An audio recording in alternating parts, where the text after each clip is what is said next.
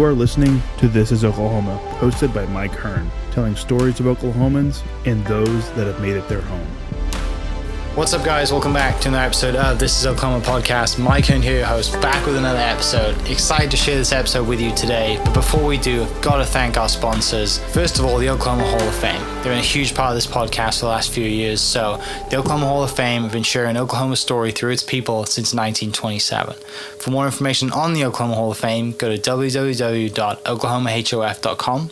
And for daily updates, go to oklahomahof on Instagram and give them a follow. Our other sponsor today is the Chickasaw Nation. Now, the Chickasaw Nation have sponsored pretty much everything in Oklahoma. They're a huge supporter of Oklahoma. And it's an honor to have their name and their brand supporting this podcast. So a huge shout out to Governor Anatoby for supporting this podcast. It really means a lot.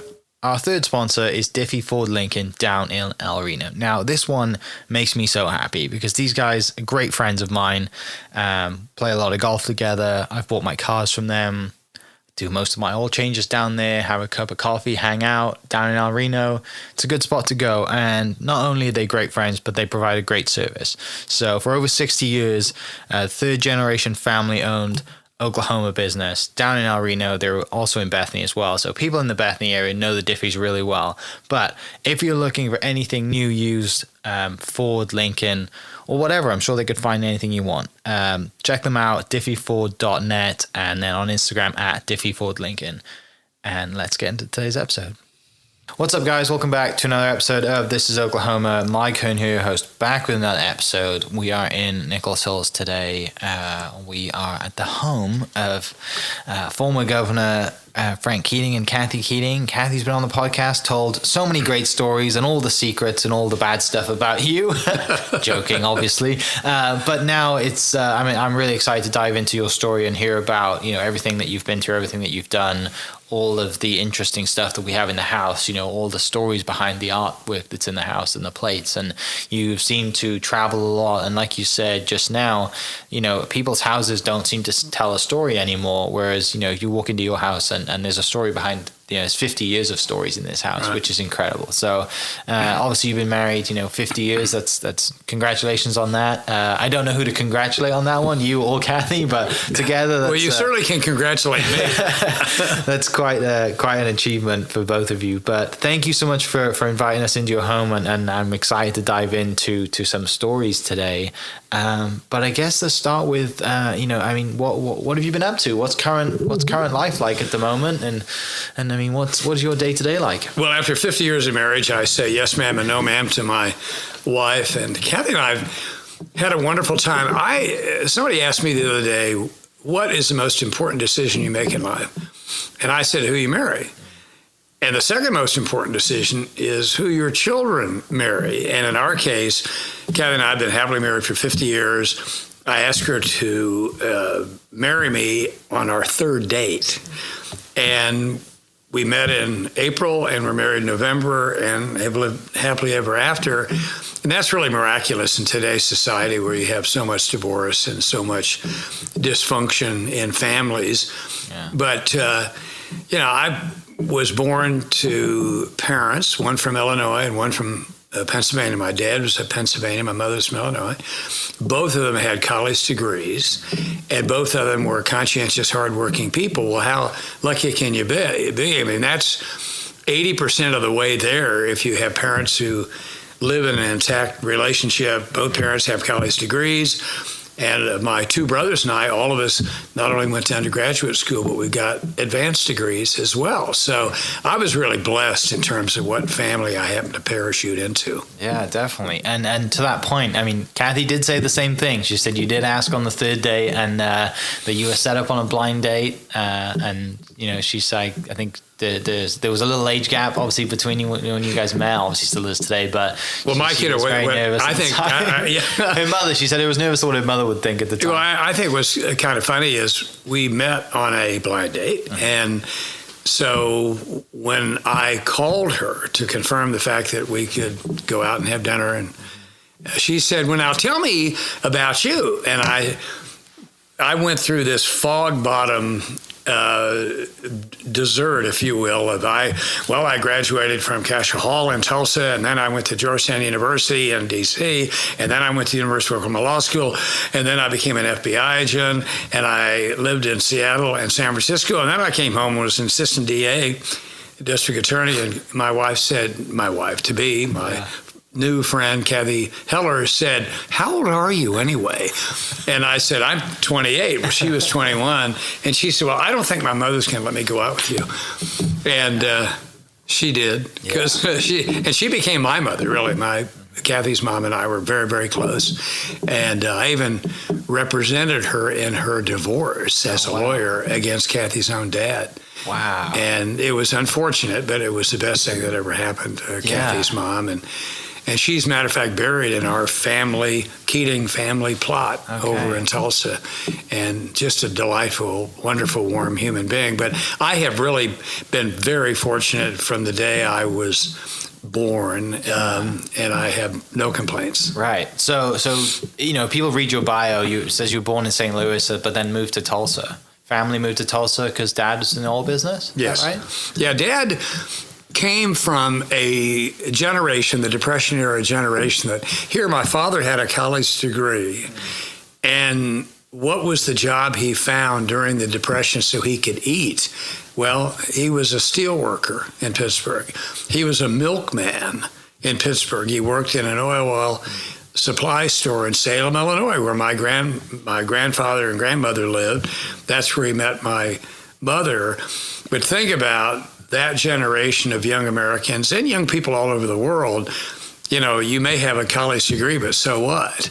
And he went out and worked as hard as he could at any job in order to put food on the table for himself. And he got into the oil well supply business, working for that, and then got in the drilling business, and was what was called a roughneck on a drilling rig, which was really the lowest level, if you will, of worker on a drilling rig. And here he said, I think I'm the only college graduate ever to be a roughneck on a drilling rig. But that was a Depression, and hardworking people who saw their way clear to survive. Yeah. What's like your earliest memories of moving to Tulsa? Well, Tulsa was then considered the oil capital of the world. Mm-hmm. I mean, Houston later bumped Tulsa out of the way, but the oil show every year was in Tulsa, and it called itself the oil capital of the world. Yeah. And my mother and dad thought it was a wonderful city. It was, in those days, like Nashville or like Dallas. And the old saying used to be that you made your money in Oklahoma City and you spent it in Tulsa, because Tulsa had beautiful homes, hilly, wood-lined streets and all. And Oklahoma City was really the high prairie. We're really blessed with all sorts of contours in the road map of Oklahoma. But I grew up in Tulsa. I thought it was the center of the universe until I left, and people said, "Hey, Frank, do you say, well, law be?" Or, word that, are you a cowboy? And I kind of said, "Oh, what?" Tulsa is an urban area. Oklahoma City is too. But, I love being in Oklahoma because every lifestyle was embraced here. Yeah. So growing up then, seeing your dad, mom and dad going to college, being, a son of college graduates and being around, your dad's successful, he's working very hard, he's come from the ground up kind of thing, going through that depression.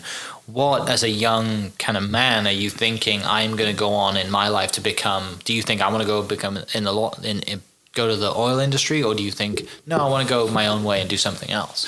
Well, Mike, I think most of us who were teenagers when I was growing up probably thought, well, the oil business, the drilling business, because Oklahoma was one of the significant states, would be what you wanted to do.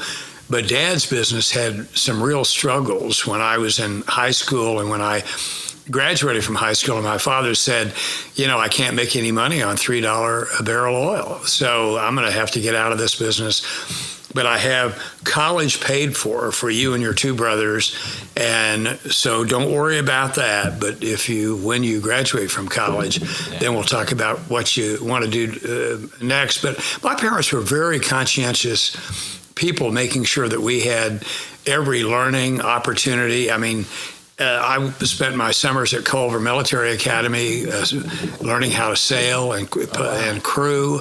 My grandmother had a home in Michigan. So we had absolutely the most wonderful outdoor boys' summers that we possibly could. And I really appreciate my mom and dad for making that possible. Yeah. So, and it's obviously, it's great for dad to have just put that money aside, right? And said, scholarship's fine. Like, your guys are taken care of.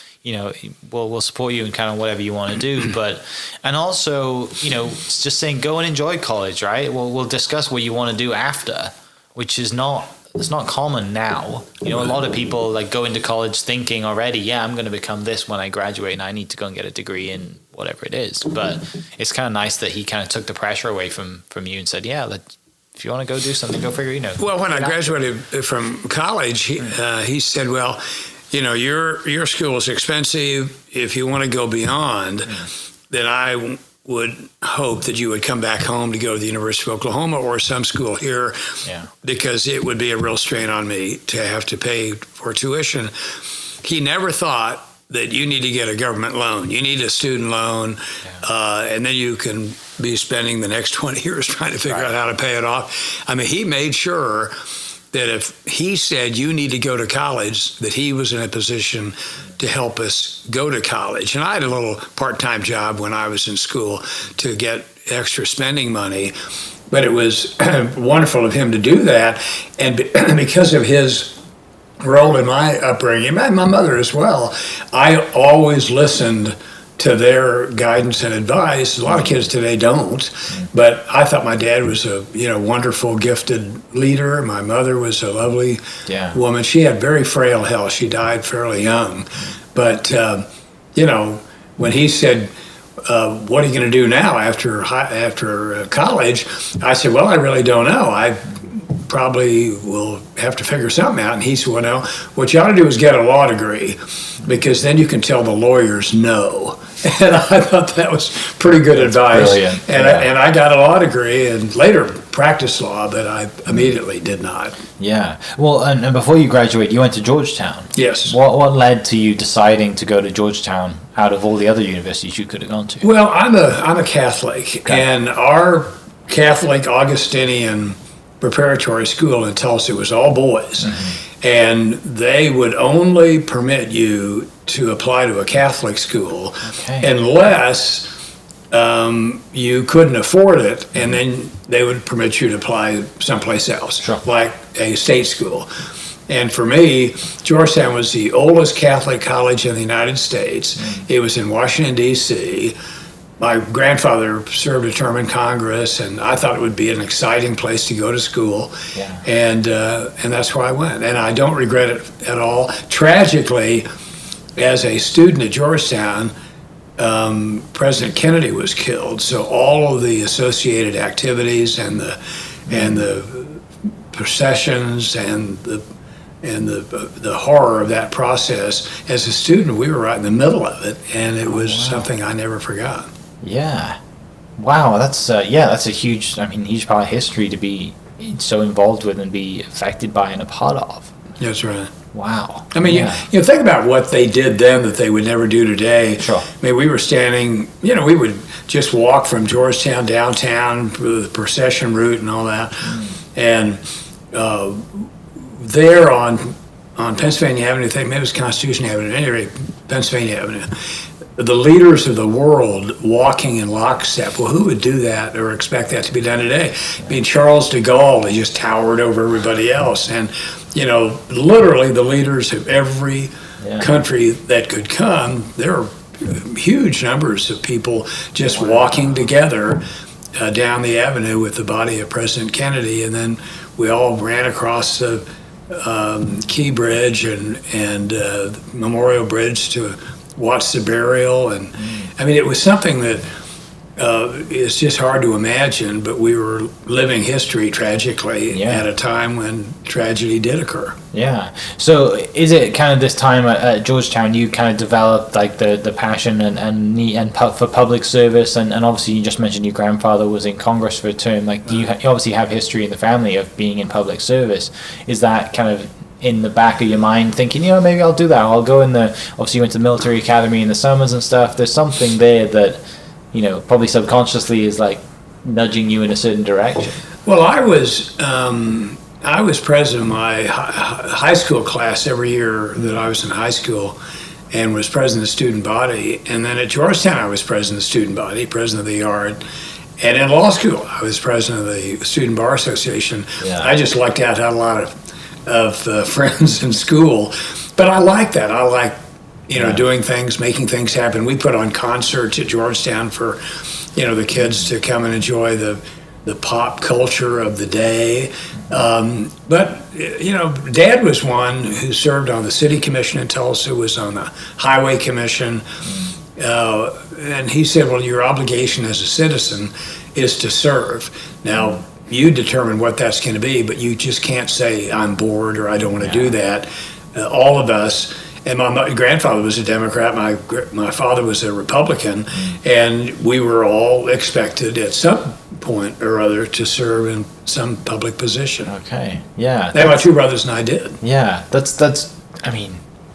Again, I don't think many parents are saying that to their kids now, right? No, I don't think so either.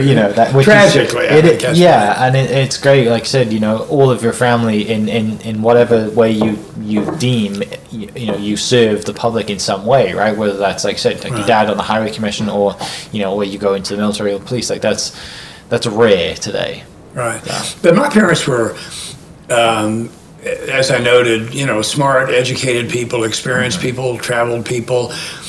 Oklahoma at the time was a Democrat state. It was the party of segregation, the poll tax, slavery, and racial discrimination. Obviously, it's not today, but that's the way it was then. And when I was a young boy in the horse show in Tulsa, my twin brother and I, we finished our route through the fairgrounds, and I said, like little boys do, where's the bathroom, Dad? I need to go to the bathroom. And he said, well, see that big black arrow pointing down? I said, yes, sir. And he said, and it says colored only? Yeah, that's where you go to the bathroom. I went, okay. So I didn't know what that meant. I came back and said, Dad, what does colored only mean? Right. And he said, that's why you will never be a Democrat. Even though my mother was and my grandfather was. You'll never be a Democrat. That's the party of slavery, segregation, anti-civil rights, the Ku Klux Klan. You will never be a Democrat. You hear me? You give me that word, your word? And I said, yes, sir. I'll never be a Democrat. And I never did. Wow. Yeah, that's a pretty impactful moment, right? Yeah, I said, yes, sir. He fed me. So yeah, exactly. Yeah. Back to obviously, you shared that you after you graduate Georgetown, you come back to Oklahoma City, back to Oklahoma, and you go to OU Law. Well, after you said you didn't generally go into law straight away. Do you become an FBI agent straight out of school? Like, is that the next? Like, what leads you to get into the bureau? Well, Mike, the bureau at that time, and it's not a lot dissimilar, but you had to have a law degree or be a CPA. Okay. To be an agent. You had, and Hoover, when he was director, said the way I'll have a professional organization is education. So everybody had to have an undergraduate degree, and they had to have a graduate degree in either a CPA, an accounting work, or a law. So I was trying to think, well, what should I do? Well, it was Vietnam. My twin brother was a Marine officer, and I had gone to see the possibility of becoming a lawyer in the Marine Corps because I figured I could be drafted and I was going to do that. Well, I had a draft number that would never be called. I mean, it was way high. So I knew I was not going to be drafted. And several FBI agents came to the law school trying to interview who might be interested in being an agent. Yeah. And they said they need FBI agents. So I said, well, that might be kind of cool. Yeah. And so I lived in Seattle. My first stop was San Francisco and Berkeley.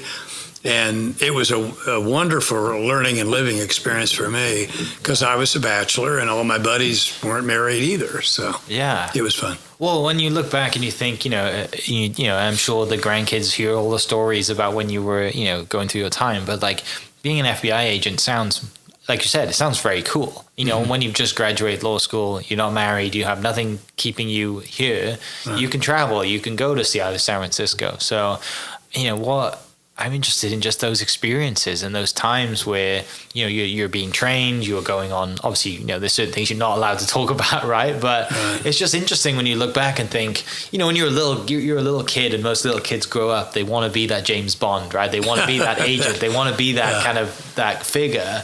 And you're like, it probably isn't as glamorous as it is in the movies. Well, the Bureau did federal crimes, like crime on a government reservation. And right when I arrived in Seattle, first case I got a call to go to SeaTac Airport, Seattle-Tacoma Airport, because there was a pearl shipment robbery that had occurred in the parking lot. So I showed up, and here's a sheriff's car, King County.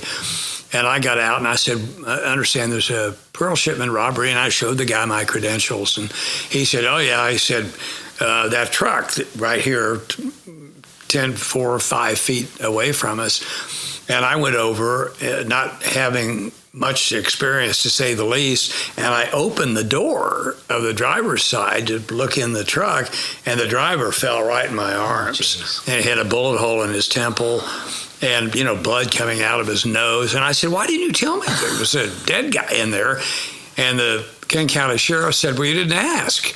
And I went, oh my God.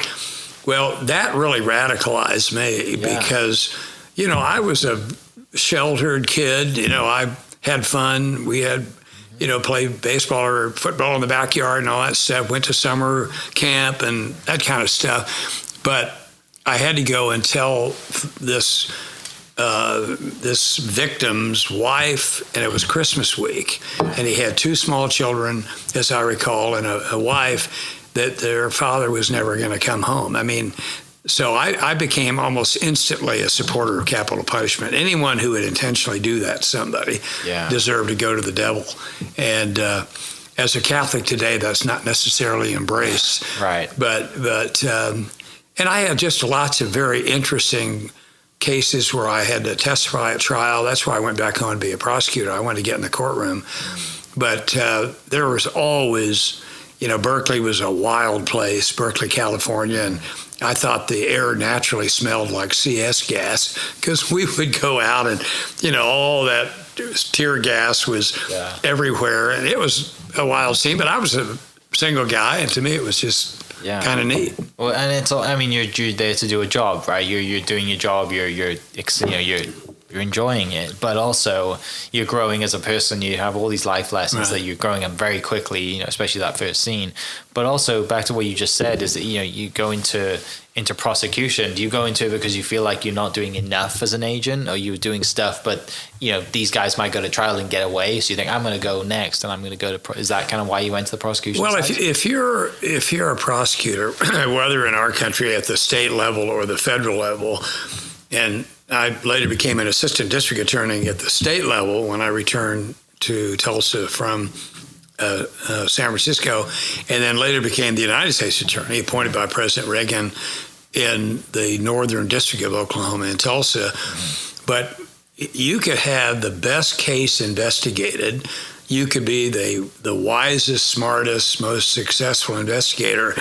But if you have a $2 prosecutor who doesn't know what he's doing or she's doing, you can lose. So I just was appalled at some of the level of competency of the prosecutors. So I said, I'm going to go back home and be a prosecutor and make sure we don't lose cases. Yeah. Not that we lost cases, but it was, you need a very professional person, particularly someone who had law enforcement experience, to be a prosecutor, to make sure the guilty are convicted and make sure the innocent aren't prosecuted. Mm-hmm. And that's obviously important in any free society. And did you, being away on the road for so long, do you enjoy coming back to Tulsa and being home and being in your own state, back to Oklahoma and seeing family and friends? And I'm sure that was a nice perk of coming home too, right? Right.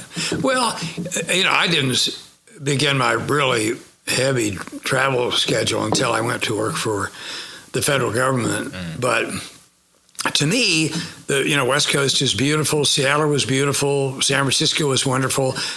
Today, I'm not sure I'd want to live there. Both those cities have their problems. Yeah. But in those days, they were both first-class, world-class cities. Mm-hmm. Yeah. So what you spend, I mean, is it 30 years totally in law enforcement, roughly doing, whether it's FBI attorney, right. and rising up to that? And I know, I asked Kathy earlier, I said, what was that day like when you mentioned to her that you wanted to go home and you wanted to run for governor? Yeah. And she told, because I asked if she'd brought it up and how that conversation went. And she said that, you'd kind of went to, I think she said you were working for a week at a law firm in Washington and came home and like, my name on the door is replaceable. I want to go and make a difference. Well, no, but Mike, there's a lot of truth to that.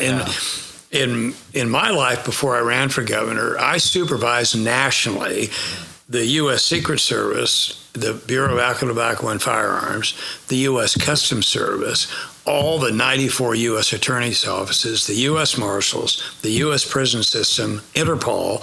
So I had virtually all of the federal law enforcement establishment under me when I worked for President Reagan, and then later became general counsel and the deputy secretary of HUD when I worked for President Bush, HW. But I thought Oklahoma, according to my father, and he was right, is a Democratic state. There's no way a Republican would be elected governor. We hadn't had a Republican since the 60s. But I discovered there was an individual who would have defeated the current then Democrat governor, who was from Connecticut. He was an Italian American. He was a saloon keeper. And he was going to win. So I said, well, I can beat him. So I came home and somehow or other did get elected and serve for 2 terms. Yeah. Before we dive into, being a governor for 2 terms and obviously a huge part of Oklahoma history in that and the events that occurred, tell me about what it's like being appointed by HW and Reagan to be over all of those. That's a pretty honorable spot to be in, right? Like you're in a lot of it was during the Cold War. Yeah. And I did a lot of traveling in Europe and Eastern Europe even, and which was another world during the Cold War. Matter of fact, when you'd go from West Berlin into East Berlin, the communist border guards you never gave them your passport because they'd rip it up. So you put it up against the window, and then he would have a coffee break. And then when he was finished his coffee break, he would walk through. I mean, with the Berlin Wall and all. But those were exciting times. I'm so proud to be in a free society where you can disagree with somebody and not be jailed. Yeah. And in those days, you couldn't disagree with somebody if you were living in the Soviet bloc and not be jailed. Same thing with the communist system and in China and any other of those countries. So it was a wonderful learning experience for me. But I just soaked it all in and was, in the middle of a lot of interesting things for Uncle Sam during that period. Yeah, well, you're aware of you see how the world works, right? And how nations work together or might not work together. And you see a lot of, you're in the room when a lot of important decisions are being made where the rest of the world has no idea. Right. And that's, and you look back and, you look back and 20, 30 years later, you might see the result of the decisions that were made collectively in that room or between whoever. And now you get to see the effects of that. And, some people might have no idea who was in that room that day and made those decisions, but and that's got to be. Well, no, really and nice Mike, what you do is you draw conclusions about what kind of people do you want to see in charge of your country or particular policies or bureaus or agencies. And to me, you can always find smart people. You can always find people who are patriotic, but you need people who are humble as well in a free society like ours, limited government society. And I just became a real focused person in favor of that, because when I was in the governor's office, overwhelmingly was the legislature Democrat. When I was a state House member, overwhelmingly Democrat, state senator, overwhelmingly Democrat. But I said, well, I'll just have to, work with these people and make sure they understand I don't have horns, and we can do things together to make a success happen for Oklahoma.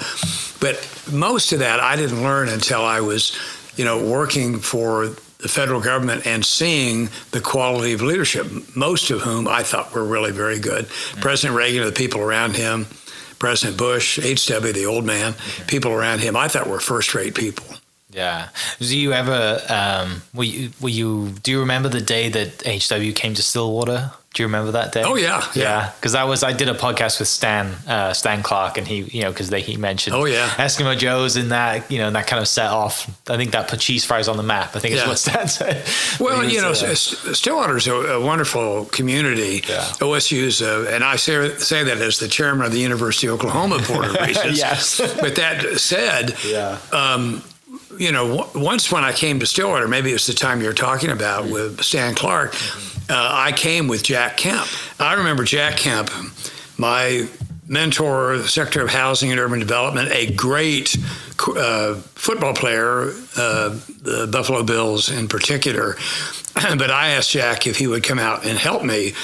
And he did. And he came out. We had a rally among a bunch of the students at OSU. And of course, they thought he was great because of his background. And Jack was one of the most humble people. He said to me one time, he said, the difference between rich people and poor people? Our offices were right next door to each other. And he would bring a glass of red wine for me and red wine for himself. And I said, the difference between rich people and poor people, know what? And he said, rich people have more money. Absent that, there's no difference. I mean, he was a real classless person. Like, we are all equal. We're all the same. Some are more fortunate than others because of health or brains or whatever. But I remember that Stillwater trip, Jack, at least one of them, Jack was with me. Yeah, it's a cool moment, and I know Stan at Eskimo Joe's absolutely loves that moment. But moving towards you running for governor and winning, and you won, like, it was landslide. You winning that, and you're home and you're deciding that I am going to do this. I am going to win. And I think Kathy talked about when you made the decision, and she knew that you were going to win because you would. I think she said to you, I'm not moving back unless you're fully committed and you think you're going to win. And she said it took a few days. And because, my dad said you can't win. Right, yeah. From his experience. And Kathy said, you better win. Yeah. But I don't regret a moment. No, of course not. And then obviously, like me and Kathy spoke about, you never think things are going to unfold the way that they do. Yeah. But, you get sworn in January of 95, and then, the entire world of Oklahoma and everybody's world is rocked that months and months later, and you're the man everyone's looking to. You're in charge. And after talking to you for 30 minutes, I'm sure that those 30 years in law enforcement really, really helped you during that time as a leader, keeping calm, making sure everyone's doing, because it's ultimate chaos at that time. Well, most people don't realize, and I had it confirmed with me by one of the federal people who was in charge in helping us in the federal response. He said, it's probably no surprise to you. We knew who you were, but he said there was no place in the last 40 years where a man-made or natural disaster, major event, that we let the locals run it. And in your case, we let the locals run it because Oklahoma City had a highly competent law enforcement establishment, the National Guard. You appointed a guy who already was a general. And, we didn't have to worry. Now, we had to talk the New Yorkers off the wall because they think they're supposed to run everything. But the Oklahoma Standard was established. Here we had 302 buildings damaged or destroyed, nearly 200 of our neighbors and friends murdered, and yet not one act of looting occurred, and which is really remarkable. And people handled themselves with extraordinary precision and skill and generosity. And I know I would see off the FEMA search and rescue teams when they're going back to where they came from. I remember a firefighter had a dollar bill and he waved it and he said, "Hey, Governor, you know what this is?" And I said, "Yeah, I'm in politics. That's money. That's a dollar bill." And he laughed. He said, "No, it's an Oklahoma dollar. It's the dollar I brought with me when I came. It's the same dollar I'm leaving with." I never had to spend a cent on anything, whether it was laundry, equipment, meals. The check never came. In a restaurant, he said, "We've never seen a place like this." Yeah. And it was a great compliment to Oklahoma. Mm-hmm. Yeah, and it like you said, it unfortunately put Oklahoma on the map for the wrong reasons, but then also the response and the bounce back and how the community rallies and the state rallies around such a tragedy too, like you said, that Oklahoma standard and everything that's come from that with maps and all the other incredible things that might not have happened if that didn't happen. And it's it's a huge part of Oklahoma history, and for you to be in that position, to be there, well, when I was just elected to the legislature, I was 28. And my dad said, "Well, the one unfortunate thing is you have to go down to Oklahoma City to work." He said, "It's red dirt, it's wind and government." And he said, "It's not a fun place to visit." Well, today, 2 of our 3 children live here. They wouldn't think about living anywhere. They all grew up on the East Coast. So what does it say? That the Oklahoma Standard maps the confidence of the public here created really an extraordinary, wonderful new city, one of the top 20 cities in population in the United States. Yeah. And I think that's cool. Oh, yeah. And it makes you, I'm sure, immensely proud now to see, the things that are happening in this city, whether it's, the Omni coming in, the new park going in, the new developments that have been voted on and agreed on. Like it's still happening today. We're not done yet. This city's got a lot of room to grow, and it's still growing, it's really cool to see. And I'm sure it takes you back, and the people who were in leadership positions during those times and since then have done a great job to propel it in the right place, forward. No, I agree with you. To have an NBA franchise, that's something that would not have happened, but for the attention Oklahoma City received. We hosted the New Orleans basketball team, and most of those guys didn't want to go back. They really enjoyed being here. But, it's the quality of the people. And, we have good people and some bad people. There's no question about that. But Oklahoma City leadership showed itself to be highly skillful and competent and honorable. And I think most people saw that. And this city is a real magnet for a lot of people who want to try a new life. Yeah. And then obviously you get reelected for a second term. And I think at the time, the second, governor at the time to serve consecutive terms. What happens after, you're 05, is it? You finish in 05 and you go on to 03, yeah. 03, yeah. What happens after you're governor for a second term? You think, okay, I'm done now. What am I going to do now? Well, I'm really a big supporter of term limits because it will make sure that people like you and others run for public office. If somebody can stay in office as long as they wish, look at the U.S. House and the U.S. Senate, that's not healthy. And so I had no problem. I knew I had a Democrat House and Senate. One thing I might say that I had the Oklahoma State University and Oklahoma University economics departments to answer the question, why are we poor? Why are we 45th in per capita income? They came back and said, you don't have a right to work. The transportation infrastructure sucks. The kids don't take hard enough courses in school, and too much divorce. They went through the list. Yeah. So I went to the Democrat leaders. I said, okay, here's our way forward. And we moved from 45th to 37th in per capita income and family income. And oil was never above $20 a barrel. So it showed something fundamental had happened. But I was the father of charter schools, for example. They've been hugely successful. And we passed right to work in the Constitution, all these other things that made a lot of difference in the economic strength of the community. But when it was all over, I thought, well, I need to earn a living because I had spent virtually every minute in public life. So I represented the life insurance industry in D.C., the 400 happy state-regulated CEOs, Then I represented the banking industry, 5,500 unhappily federally regulated CEOs, and it was fun. On and off, I've lived in D.C. for 25 years, but in 2016, Kathy and I both agreed, law firm aside, and I came out here with a national law firm, then decided that wasn't working, and I moved on. But I'm on a number of boards and doing what I can to help.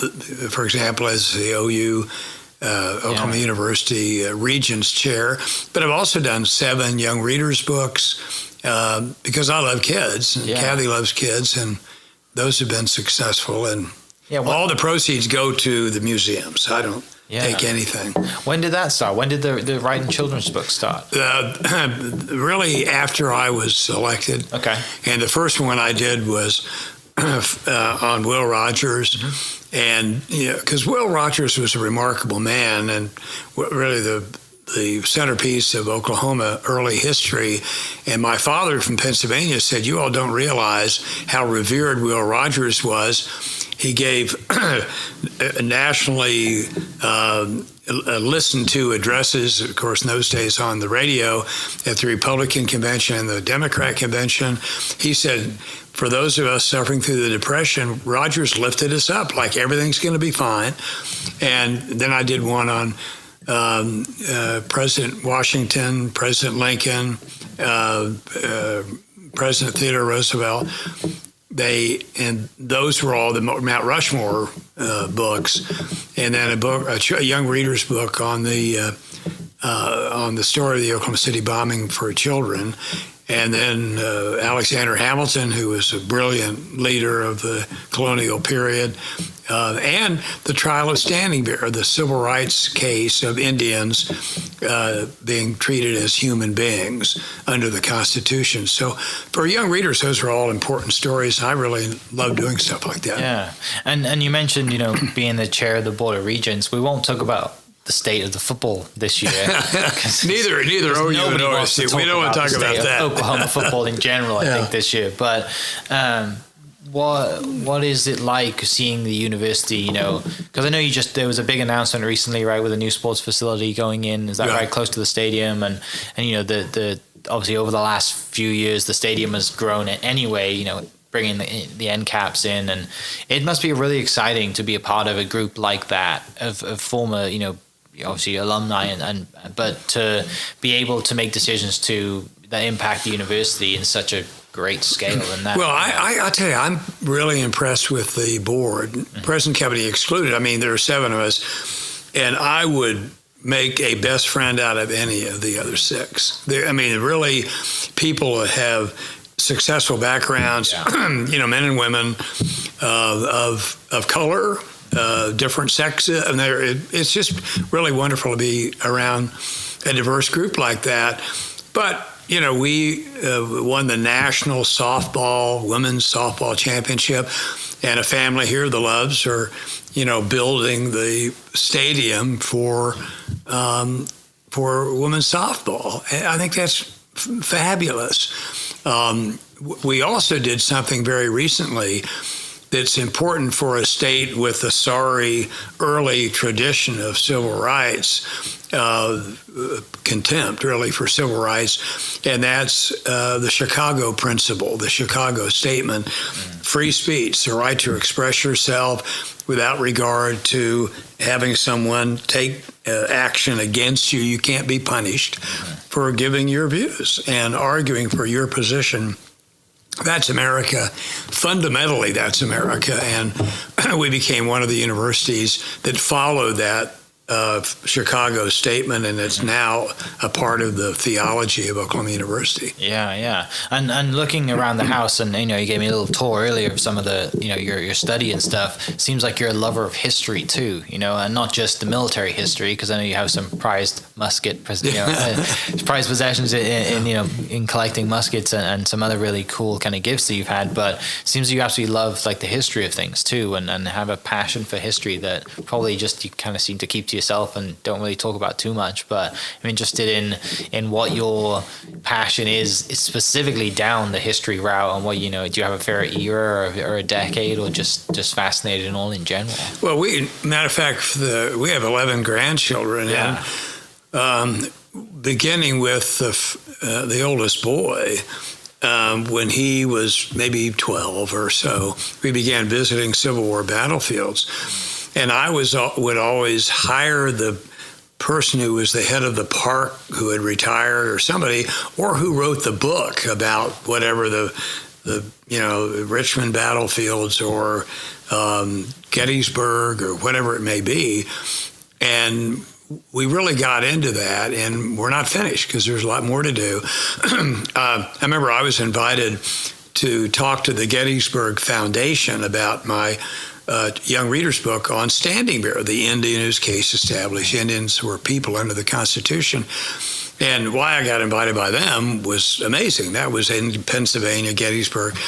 And I remember when my talk was over, those of us who occasionally give public speeches, invariably somebody will come up to you and say, "Hey, great job." And then they go out and say, "I was really kind of a jerk." But in any event, there was a gray-haired man kind of standing off, and I said, "Hi, I'm Frank Keating. Thank you for being here." This after my talk. And he said, "I'm Jim McPherson." I went, "Dr. James McPherson from Princeton, the battle cry of freedom, the greatest living Civil War scholar?" And he said, "Yeah." And I said, "Well, you should have been up there, not me." And he said, "I've never heard that story. That's great. If you and your wife and get a group, I'll do Gettysburg on horseback with you and tell you the whole story." We had to do bicycles because there were too many kids wanting to pet horses, and we decided to go the bicycle route. But to stay at the Sherfy House on the Gettysburg battlefield, and Pickett's charge to the north and the Mississippians coming in from the south, and the horror and agony of that particular battle, a turning point in the war. I mean, I thought that was so cool, and we began this tradition of all over the East Coast visiting battle, including Oklahoma. The Battle of the Washita was not Civil War, but it was Custer, and showing the kids what happened here, and how bad things were and how good things later became. Yeah. To that point, we have an art. Brenda, what would you call that? I'm thinking of the words. What's the art? We have the art. If you go to the Oklahoma Hall of Fame, you will see the special exhibit that is based on that exact battle, and the art pieces are incredible. 5-6 artists come together and created this incredible series, and it tells the story of that. And it's important to tell those stories. It's important. It's history. People need to know that. I'm a big believer in, you got to tell history the right way, right, and not kind of, because all history sometimes is extremely bad, but we got to learn from it. We've got to know how we've come forward, and I don't like the fact that some people want to hide it from others. I think it's... Well, no, you're absolutely right, because my publisher, and I won't mention the name, but doesn't want to publish the fourth of the Mount Rushmore books, Thomas Jefferson, because he owned slaves. Yeah. Well, he also was the founder of the University of Virginia. He also authored the Declaration of Independence. He also was responsible for the Louisiana Purchase, the great acquisition of land, so that we had the continental United States as a result. And but those books are all in the first person, and they wanted me to say, well, maybe you can say that he learned his lesson. I said, well, he never did. Yeah. And there are no quotes where Jefferson said, hey, I screwed up. So they don't want to do it. Well, to your point, all history is not good history. There is bad history, but there's lessons learned from that bad history. At the Battle of the Washita, as bad as Custer was in that battle, he was the one who captured Charlottesville, Virginia for the North. He was a brilliant cavalry commander, and thank goodness the North won the Civil War. And anyway. Yeah, no, you're right. Said. Yeah, you're right. You're right. The other thing, kind of closing, and with just a few more questions, I'm interested in, you've been through a lot. You have so many stories, and it seems like you've lived multiple lives in the life that you've lived. I'm interested in two questions. Kind of, what are you most proud of? Would be the first one. out of everything you look back on and all the things that you've done, the impacts that you've had, what stands out is like these are really proud moments of mine? Well, the best moment was meeting Kathy Sure. and getting married to Kathy. I mean, there's no question about it. I'm not a pride person. I mean, I can look back and see, for example, you mentioned the Oklahoma City bombing, how well handled that was. But how can you be proud of that? Sure. Who did that? How could that have happened? Why did that happen? I mean, McVeigh was an evil, horrible human being. But we showed ourselves to be the best and the brightest and in responding to tragedy like that. But I've just tried really to work with people, consider myself no better than anybody else. And it's amazing how much you can learn if you say, what do you think? Mm-hmm. And most people don't say that. Yeah. Moving in the other way then, is there anything that you regret or anything you would change? Well, I wish I were a better athlete as a child. Yeah. I mean, I agree. Same. Well, my dad, he in those days, you just didn't have all these teams and everything. And I told him, because he was president of Southern Hills Country Club over in Tulsa, which is one of the great golf courses here. And I said, well, Dad, I know you want me to caddy for you, but how about teaching me how to play golf? That'd be fun. He said, no, golf is an adult sport, and you're not an adult, which means do something else. And I said, like what? He said, well, go down to the skeet field and learn how to shoot clay pigeons. So that was my first trophy at age 11, wow. The sub-junior champion of Southern Hills Country Club. But, I mean, there are just many sports that I think baseball would have been a lot of fun to play more of, but I just never had an opportunity to do it. Maybe I had no talent. That's true too. But if you don't try, you don't succeed. Yeah. And that's where I wish that I had more encouragement when I was a little boy to play baseball or learn how to play golf. But I didn't. So. Did you ever pick up a golf club after that moment? In my 40s, 50s, really. It's a tough time to stop playing golf at that age. Well, yeah, because your balance is different. And but I did get 2 holes in one in my that's brief golf career. I thought that was kind of cool. Where at? Yeah, one was a course in D.C. Both of them were courses in the metro Washington area. And but, it's just, to me, we have a Labrador Retriever rescue, to walk her every morning. We have a ranch property in the metropolitan Oklahoma City area. And I, love to hunt and fish, and we're going to do that, spend the upcoming Christmas before Christmas with some of the kids who are coming from out of state. Yeah. And it's just going to be fun. But I think what's important is to take full advantage of every day and never feel sorry for yourself. Yeah. No, that's a great call and great statement. You're right there with that. It's important, and I think looking back on everything that you've done and the lessons and the stuff that we talked about today, I can't help but think of how great a job your parents did, right, of raising you and your brother and everybody to be the way that you are, because ultimately they're your first teachers, right? You look up to them a lot, and it's back to that example you said you gave, like you're never going to be you're always going to be a Republican. But the other question I have is interested in being in a place of office and a place of kind of leadership roles.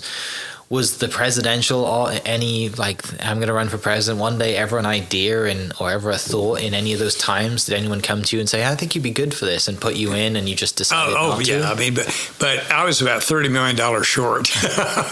You have to have access to a lot of money. Yeah. But I was really active behind in the John McCain campaign, and I know there were 2 of us, Ed Meese, who was Attorney General of the United States, that were the Reagan alumni for Trump. That was a mistake. No, I'm kidding. He did some good things, judicial appointments and all the rest. But, those presidential candidates, President Bush, H.W., I just really admired him and worked for him. But John McCain and I became very good friends. I used to travel with him during his campaign. Yeah. And he was a really glorious patriotic human being. But I do, gosh, Bill Clinton and I went to school together. I've known him since college, and of course knew George W. Bush because we were governors together.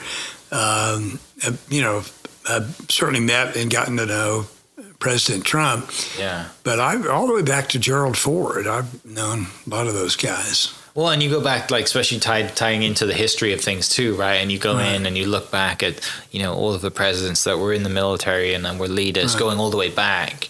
It's fascinating to see that, and then and have those experiences, but to have those relationships too, and be friends with those people, because you also see the good and the bad side of it, right? Because it's not easy, I assume, being the leader of the free world, as you call it. It's not. There's a lot of things going on, and it's not just for you. It's everything. It's the pressure that's on the family, and it's all that other stuff too. So, well, that's why humility is so important. Yeah. I know when I became United States Attorney, to show you how the culture is, when I became U.S. Attorney, we had a big jury table in my office, and my first meeting with the staff, I sat in the middle of the table, anticipating everybody would sit all the way around me. They didn't. They sat opposite me. They all pulled chairs looking at me. It's like if I were here and all the chairs were out this way, which was crazy. In D.C., the last you would sit in this chair, the next meeting that chair would be empty. So someone would say, "Oh, he sits here," and but which is silly. Yeah. I told everybody we're all a team here. I said, "You guys, most of you are older than I am, so I need to know what to do and how to do it." And as I used to say to my staff when I was governor, if the USS Oklahoma goes down, we all go down together, and the last people laughing will be the Texans. So can't have that. No, we cannot have that at all. As a transplant in Oklahoma myself, we cannot have that at all.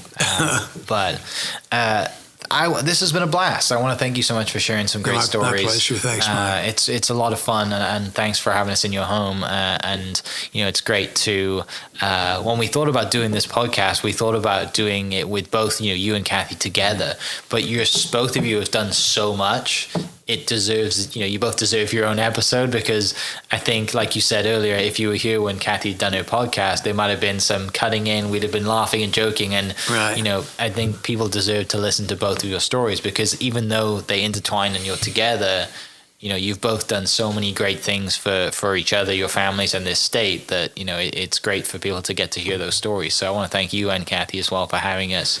Well, you're certainly very welcome. And thanks for doing this. I think this is, if you don't live history, if you don't remember history, a lot of important good lessons will be lost forever. Yeah. And I think this is really fabulous you're doing this. Well, I appreciate that. Thank you so much. I absolutely love doing it. I'm going to continue doing it as long as I have a voice to do it, and as long as I'm allowed to be welcomed into people's homes to interview them. But for people listening, I want to thank you. Actually, no, I don't want to finish, because we haven't talked about you being inducted to the Oklahoma Hall of Fame yet. How did I miss that?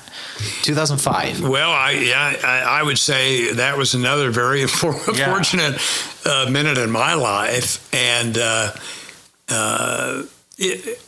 Hall of Fame is a wonderful searchlight on lives. And I think what they do to honor posthumously people who have made a great contribution to the state, people who have $1 in their pocket and who have $10 million in their pockets, without regard to how much education you had or didn't have, or how much money you have or didn't earn.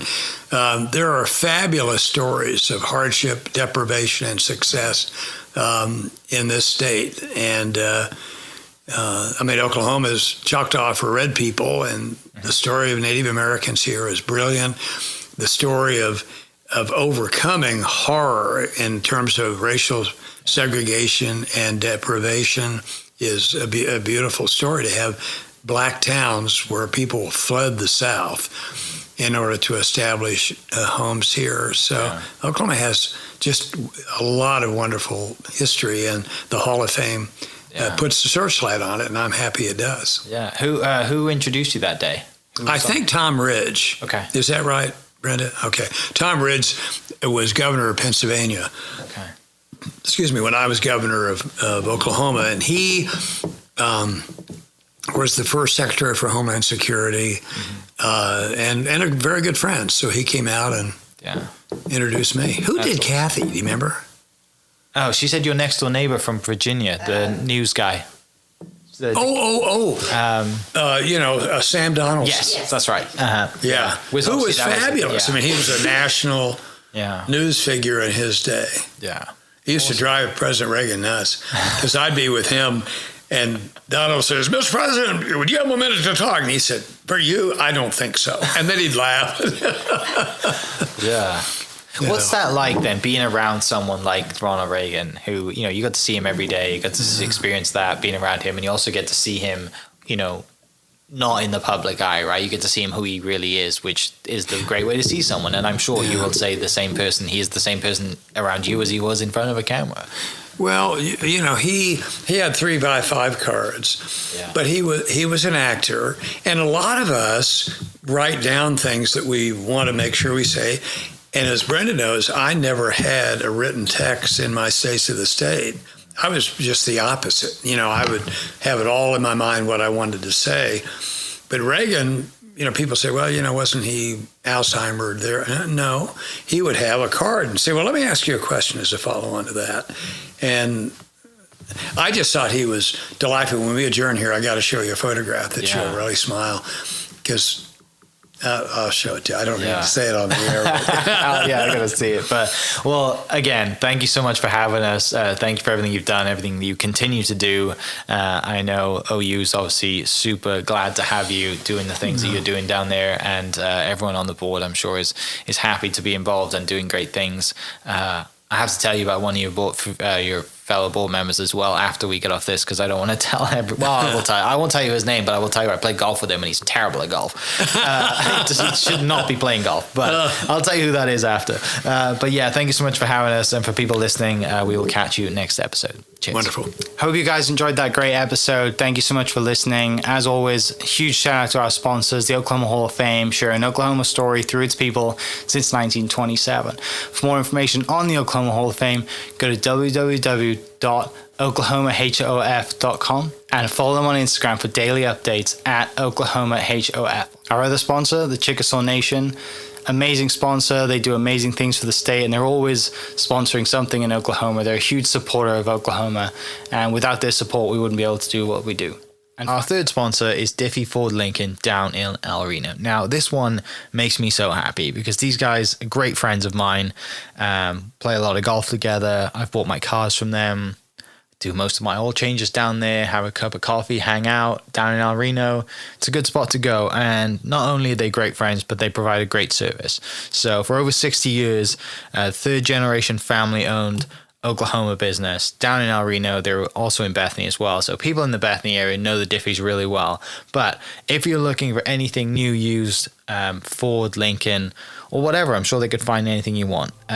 Check them out, diffieford.net, and then on Instagram at diffiefordlincoln. Thank you for listening.